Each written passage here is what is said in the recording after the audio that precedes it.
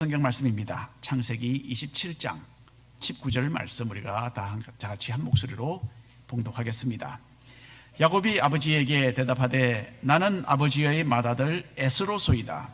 아버지께서 내게 명하신 대로 내가 하였사오니 원하건대 일어나 앉아서 내가 사냥한 고기를 잡수시고 아버지 마음껏 내게 축복하소서. 아멘. 오늘 내게 축복하소서라는 제목으로 잠시 함께 하나님의 말씀 생각해 보기로 원합니다. 지난주는 감사절이었죠. 여러분들 추수감사절 잘 보내셨나요? 저는 감사절을 기해서 개인적으로 나의 삶을 돌아보는 시간을 좀 가졌습니다. 하나님께서 지금까지 나의 모든 필요를 공급해 주셨구나. 그리고 내가 가지고 있고 또 누리고 있는 이 모든 것 하나님께서 너그럽게 허락해 주셨구나 라고 생각을 했습니다. 하나님은 저에게 가족을 주셨고 또 교회에서는 믿음의 형제와 자매들을 붙여주셨습니다. 얼마나 감사한지 모릅니다. 예수님을 아는 축복, 이 세상 그 무엇보다도 더 귀합니다. 감사절을 또 기해서 또 요즘 저는 느끼는 점이 참 많은 것 같아요. 지난 세월 동안 저를 인도하신 하나님의 손길을 느끼면서 감사를 드리고 있습니다. 하나님께서는 저를 여러 환경 가운데로 지나게 하시면서 신앙의 훈련을 받게 하셨어요. 기쁘고 행복을 느꼈던 데도 많았지만은 간혹 힘들었던 데도 있었습니다. 하지만 이 모든 시간들이 저에게 필요했고 또 저를 성장시켰다라는 것을 저는 압니다. 그리고 앞으로도 주님은 삶의 훈련들을 통하여서 저를 더 성숙하게 인도해 주실 것으로 분명히 믿습니다. 때로는 저에게 주신 하나님의 책임이 좀 무겁게 느껴질 때도 있어요. 하나님께서는 저에게 성도님들을 신앙으로 이끌어가도록 참 너무나 엄청난 사명을 부여해 주셨습니다. 또 우리 교회에 허락해 주신 귀한 우리 자녀들 있잖아요. 자녀들을 또 진실되게 또 양육해야 할 그런 책임도 주셨습니다. 또 목사로서 교회를 은혜롭게 또 진실되게 이끌어가야 할 그런 책임이 주어졌다라는 것을 생각하면 어깨가 무거워집니다. 제가 이런 일을 잘 해나갈 수 있는 그런 그릇이 되지 못한다라는 것을 저는 자주 인식합니다. 그래서 하나님께 간절한 마음으로 기도를 합니다. 그리고 아무것도 아닌 나에게 왜 이런 일을 맡기시는가 라고 생각하면서 기도와 함께 더불어 또 하나님께 감사와 경배도 아울러 드립니다. 사도 바울이 이런 고백을 했습니다. 로마서에 있는 말씀 함께 먼저 읽어볼까요? 내 속 곧 내 육신에 선한 것이 거하지 아니하는 줄을 아노니 원함은 내게 있으나 선을 행하는 것은 없노라. 이것이 곧 우리 모두의 고백이 아니겠습니까? 우리에게는 하나님의 거룩한 뜻을 이루어 드릴 능력이 전혀 없습니다. 하나님께서 성령으로서 우리를 깨우치시고 우리를 감동시키시고 우리를 도와주시고 우리를 능력 있게 해 주셔야만 우리가 무엇이든 할 수가 있습니다. 하나님께서 우리를 축복하셔야만 우리가 가야 할 길을 우리가 갈 수 있는 거예요. 자, 우리는 모두 우리 삶 속에 하나님께서 절대적으로 필요합니다. 그리고 오늘도 하나님의 은혜와 축복을 받았기에 우리는 이 복된 예배의 자리에 나와서 하나님을 만나고 하나님과 대화를 나누고 우리 죄를 대신 지신 주님께 영광과 또 찬양과 경배를 드리고 있는 것입니다. 하나님의 축복이 얼마나 소중한 것인지 그리고 우리의 삶 속에 얼마나 이것이 필요한 것인가를 새롭게 느껴보는 이 한 시간 되기를 간절히 바랍니다. 먼저 1번 읽어보겠습니다. 잘 마치기. 잘 마치기. 자, 우리보다는 옛날에 살았던 우리 믿음의 조상들이 축복의 귀중함을 더 깊이 느꼈던 것 같습니다. 아브라함은 하나님의 축복의 언약 그 하나만을 꼭 붙잡고 자신의 고향을 떠나 생소한 가나안 땅에 정착했던 사람입니다. 아브라함의 아들 이삭도 하나님이 주시겠다라고 약속하신 그 축복을 붙들고서 삶의 위협을 수없이 느끼면서도 가나안 땅에 거주했습니다. 그리고 오늘 말씀에서 아브라함과 이삭에 이어 이제 3대째로 야곱이 이 축복을 이어받기 위해서 필사적으로 뛰어드는 것을 우리는 읽게 되는 겁니다. 야곱의 아버지 이삭은 참 여러모로 훌륭한 믿음의 사람이었어요. 이삭은 젊은 시절에 아버지 아브라함이 자기를 나무 위에 올려놓고 하나님께 제사를 드리려고 했을 때에 바로 그 자리에서 하나님이 역사하시는 것을 목격했습니다. 이삭은 아버지 아브라함이 칼을 뽑아서 자기의 심장을 겨누고 있었잖아요. 바로 그때 갑자기 아버지가 하나님의 음성을 듣는 것을 두 눈으로 보았습니다. 또 하나님께서 제사를 위해서 자기 대신 수장을 미리 예비해 두신 것도 보았습니다. 또 하나님이 아브라함을 축복하시겠다라고 새롭게 확인하시며 약속해 주실 때도 이삭은 산 위에서 이 모든 것을 지켜보았습니다. 또 이삭은 하나님이 아브라함의 종을 통하여 놀랍게 기적적으로 역사하신 일에 대해서도 잘 알고 있었어요. 그렇게 해서 만나게 된 여인 리브가와 결혼한 이삭은 하나님께서 자기와 함께 하시는 것을 여러 차례 분명히 경험했습니다. 흉년이 들었을 때에 이삭은 농사를 해서 하나님의 축복으로 100배나 결실을 얻었던 것 우리가 읽어보았죠, 지난번에. 그 후에 이삭은 블레셋 사람들에게 미움을 받아서 삶을 이어가기에는 그 당시에 필수적이었던 우물물을 여러 차례나 빼앗겼습니다. 하지만 이곳저곳을 옮겨다니면서 우물을 파면 물이 나오고 우물을 파면 또 성공하고 이렇게 하나님의 은혜를 거듭해서 경험했던 것입니다. 블레셋 왕 아비멜렉이 이삭을 찾아와서 평화체계를 맺기를 원했던 것은 그만큼 이삭이 모든 이방 사람들이 보기에도 하나님의 축복을 받은 사람임이 확실했기 때문입니다. 하나님께서 아브라함에게 주셨던 축복의 약속은 이삭에게 그대로 연결되어서 신앙의 유산으로 전수되었던 것입니다. 이제 이 축복은 이삭의 다음 세대로 이제 이어져야 하는 시간이 가까워 오고 있었어요. 이삭은 틀림없이 엄청난 믿음의 사람이었습니다. 하지만 창세기 27장에서 우리가 만나는 이삭은 나이가 좀 들고 그래서 육신의 연약함을 많이 드러내고 있습니다. 창세기 27장 1절부터 4절까지 말씀 한 목소리로 읽겠습니다. 이삭이 나이가 많아 눈이 어두워 잘 보지 못하더니 맏아들 에서를 불러 이르되 내 아들아 하매 그가 이르되 내가 여기 있나이다 하니 이삭이 이르되 내가 이제 늙어 어느 날 죽을런지 알지 못하니 그런즉 내 기구 곧 화살통과 활을 가지고 들에 가서 나를 위하여 사냥하여 내가 즐기는 별미를 만들어 내게로 가져와서 먹게 하여 내가 죽기 전에 내 마음껏 내게 축복하게 하라. 처음부터 이삭은 아버지로서 둘째 아들 야곱보다는 그의 쌍둥이 형 에서를 더 좋아했습니다. 이제 자신이 늙어서 죽을 때가 가까워오는 것을 느끼면서 이삭은 자신의 아버지 아브라함에게서 자기가 물려받았던 축복을 다음 세대에 전하는 참으로 중대한 일을 거행하기로 결정을 했습니다. 그리고 이삭은 그 축복을 받을 아들로서 장자 에서를 점찍어 두고 있었어요. 아무리 장자이고 또 아무리 자신의 마음에 꼭 드는 아들이었지만 에서가 하나님의 영적인 언약을 이어가기에는 적당하지 않은 사람인 것을 이삭은 잘 알았어야 했습니다. 그런데 이삭은 나이가 들어서 육신의 연약함을 여기에 드러내고 있습니다. 크나큰 믿음의 사람이었지만 이삭은 육신의 눈이 어두웠을 뿐만 아니라 무엇보다도 영적인 판단이 흐려져 있었어요. 여러분, 우리도 나이가 점점 들어가면서 주의해야 할 부분들이 많이 생기게 됩니다. 이전에는 잠재되어 있던 욕망들이 나이가 들면서 표출되기도 하죠. 그리고 젊었을 때는 제지할 수 있었던 말과 행동을 생각 없이 표현해서 자신의 미신을 떨어뜨리고 다른 사람에게 상처를 주는 그런 결과가 나타나기도 합니다. 자, 여기서 우리가 짚고 넘어가야 하는 것이 하나가 있는데, 내가 한때 이전에 믿음 생활을 참 잘했다, 그게 중요한 것이 아니라는 점입니다. 과거보다는 현재 그리고 미래가 비교할 수 없이 더 중요합니다. 나이가 들면서 하나님과 사람 앞에 얼마나 진실되고 아름답게 신앙생활을 마무리할 수 있는가, 이걸 우리가 고민해야 합니다. 다음 주는 말씀드린 대로 호놀룰루 마라톤이 있는 주입니다. 여러분, 신앙생활은 100m 달리기가 아니라 마라톤입니다. 우리 각자에게는 평생을 걸려서 달려가야 할 신앙의 경주가 있는 거예요. 끝까지 잘 맞춰야 합니다. 여러분, 끝까지 믿음의 경주를 잘 달리시고 신앙의 정절을 지켜서 하나님과 사람 앞에 아름다운 이름을 얻게 되시기를 바랍니다. 2번 함께 읽겠습니다. 나를 사로잡는 것. 에서는 성격이 참 활발하고 그래서 산과 들에서 동물을 사냥하는 데 뛰어난 사람이었어요. 이삭은 이런 야생미가 넘치는 큰아들 에서를 사랑했습니다. 그리고 이삭은 에서가 사냥해 와서 만들어주는 고기 요리를 먹는 것을 너무나 즐겼던 것 같습니다. 다시 한번 읽겠습니다. 3절부터 4절까지 말씀입니다. 그런즉 내 기구 곧 화살통과 활을 가지고 들어가서 나를 위하여 사냥하여 내가 즐기는 별미를 만들어 내게로 가져와서 먹게 하여 내가 죽기 전에 내 마음껏 내게 축복하게 하라. 그런데 여러분, 에서는 영적인 통찰력이 완전 제로였던 사람입니다. 자기가 태어나면서 얻었던 그 중요한 장자의 명분에 대하여 소홀히 여겼어요. 그래서 동생 야곱에게 팥죽 한 그릇에 팔아넘기는 그런 사람이었습니다. 그리고 에서는 사생활에 있어서 아브라함과 이삭을 이어 하나님의 영적인 축복 가운데로 그 가문을 이어갈 그런 성품과 자질을 갖추지 못한 사람이었습니다.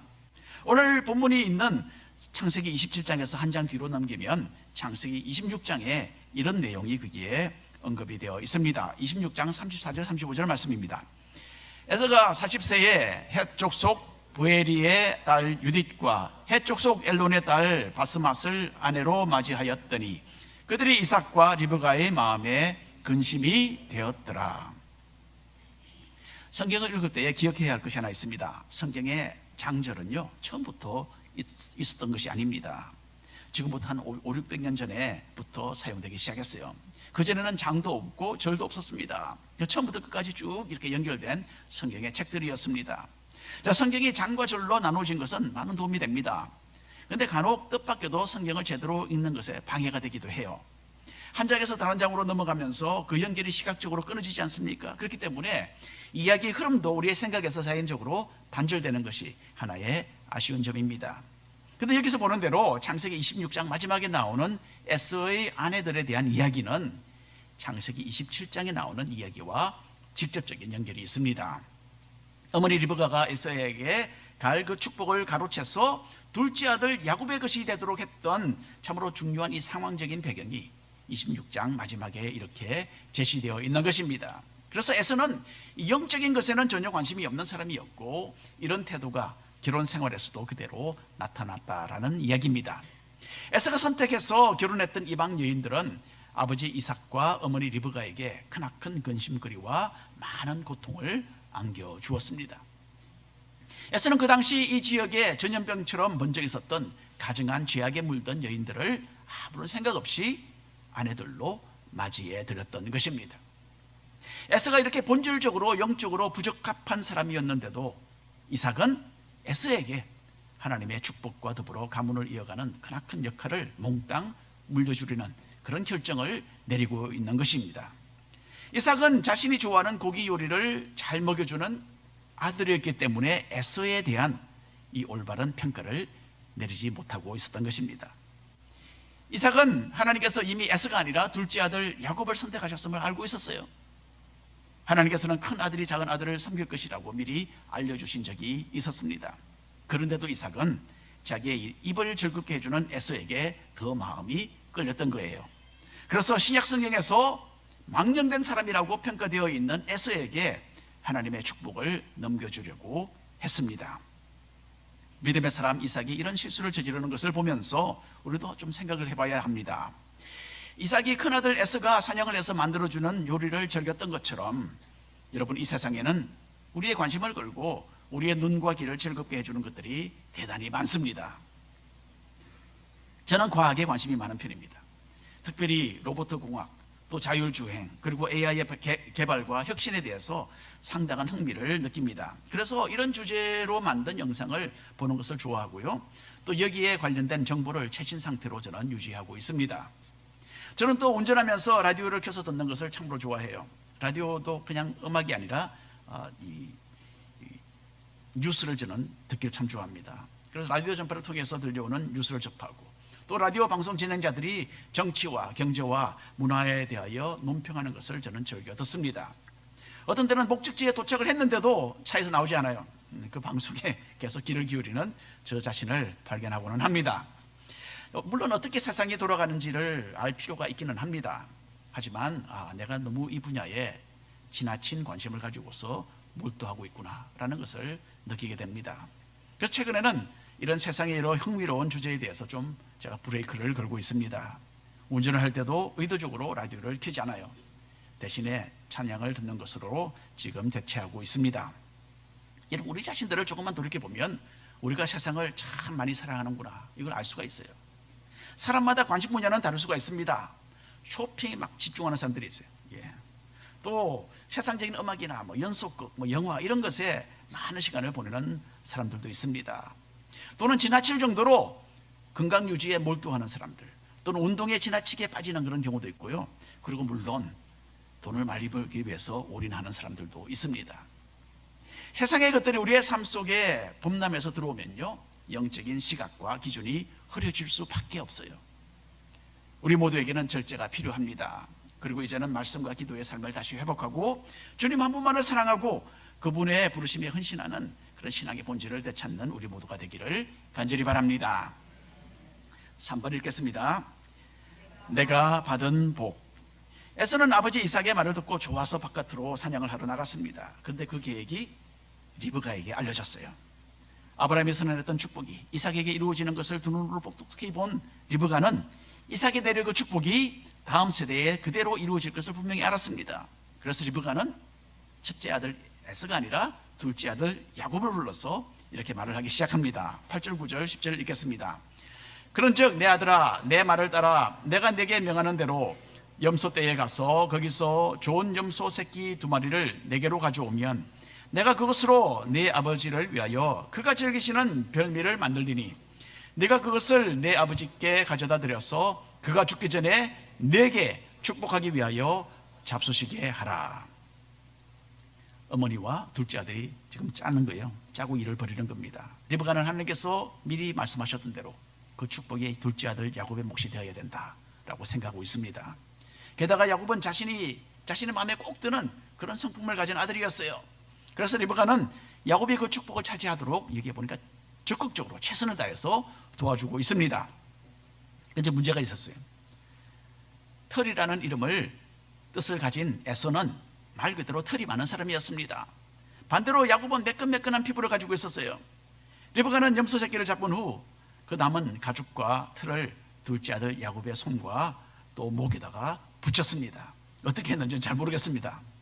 그리고는 에서의 가장 좋은 옷을 꺼내서 야곱에게 입히고 음식을 들려서 가지고 아버지 이삭에게 들어가도록 했습니다. 재밌는 내용입니다. 한번 읽어보겠습니다. 18절부터 21절까지 말씀입니다. 야곱이 아버지에게 나아가서 내 아버지여 하고 부르니 이르되 내가 여기 있노라.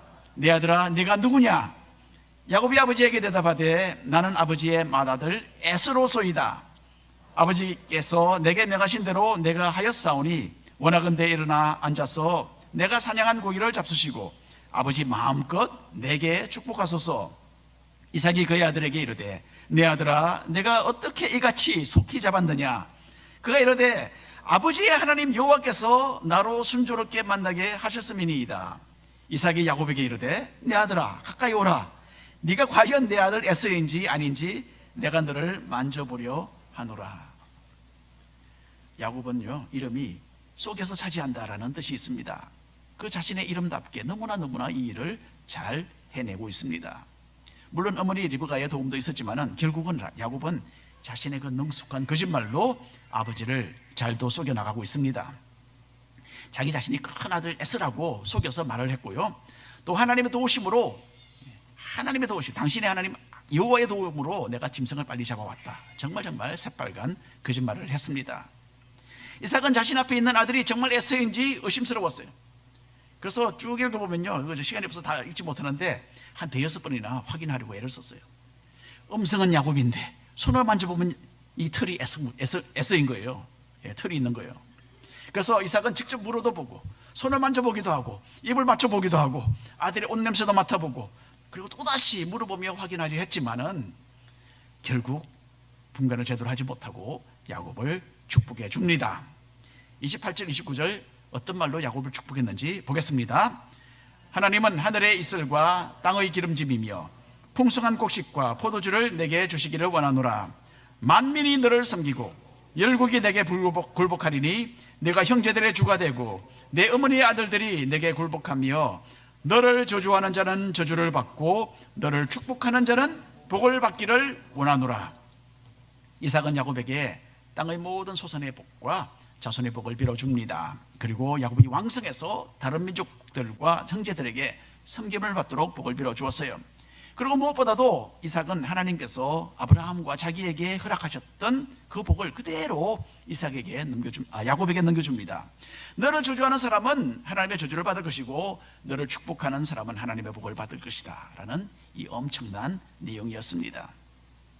자, 야곱이 아버지의 축복을 받고 장막에서 나가자마자 곧 에서가 사냥한 고기를 요리해서 아버지 이삭에게 다가갔어요. 그런데 여러분, 이미 때는 늦었습니다. 그 후에 에서는 통곡하면서 내게 축복하소서 그렇게 아버지에게 여러 차례 외칩니다. 그러나 아브라함과 이삭의 복은 이미 야곱에게 넘어간 후였고 여기에 대해서는 이제 이삭도 어떻게 할 방법이 없었던 것입니다. 자, 이렇게 야곱은 속임수로 아버지의 축복을 에서에게서 빼앗아갔습니다. 이건 어떻게 봐도 잘못된 것이었어요.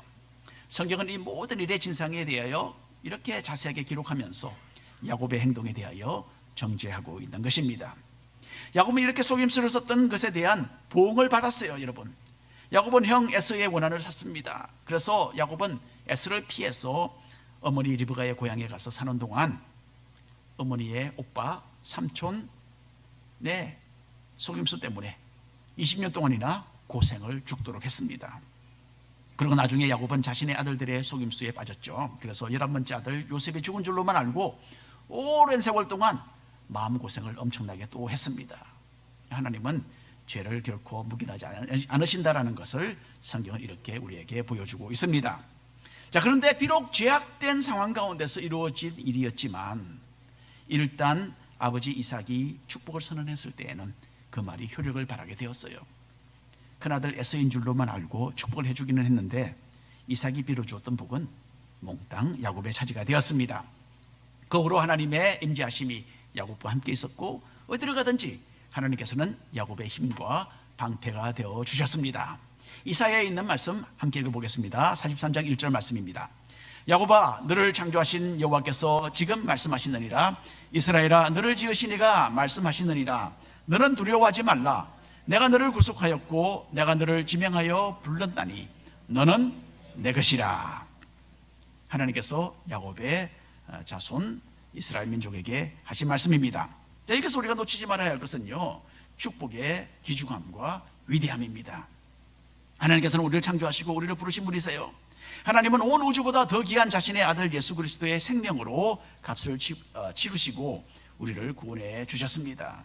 이런 하나님께서 우리에게 말씀하십니다. 내가 너를 구속하였고 내가 너를 지명하여 불렀나니 너는 내 것이다.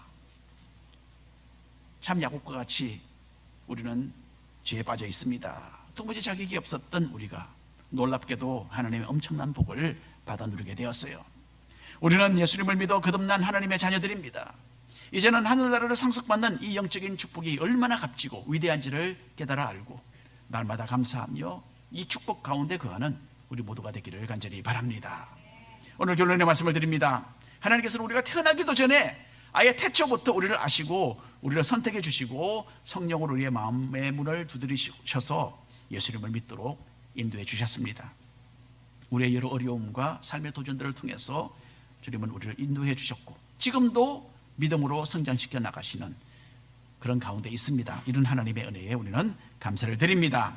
로마서 8장에 있는 말씀 우리가 함께 마지막으로 읽겠습니다. 누가 우리를 그리스도의 사랑에서 끊으리요? 환난이나 공고나 박해나 기근이나 적신이나 위험이나 칼이랴. 내가 확신하노니 사망이나 생명이나 천사들이나 권세자들이나 현재일이나 장래일이나 능력이나 높음이나 깊음이나 다른 어떤 부조물이라도 우리를 우리 주 그리스도 예수 안에 있는 하나님의 사랑에서 끊을 수 없으리라. 아멘.